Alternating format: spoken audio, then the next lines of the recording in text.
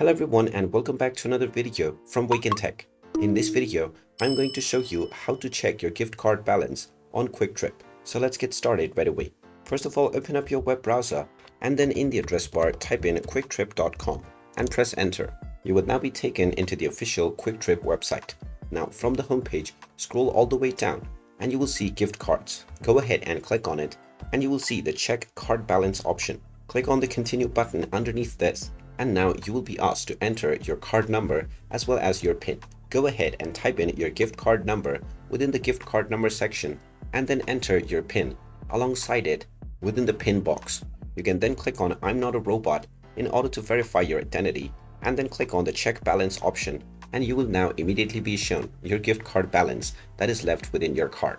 And there you have it. That is how easy it is to check your card balance on your Kwik Trip gift cards. If you find this video helpful, make sure you hit that like button and subscribe to our channel if you haven't done so already.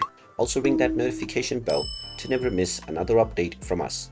Thank you for watching and I will see you again in the next video.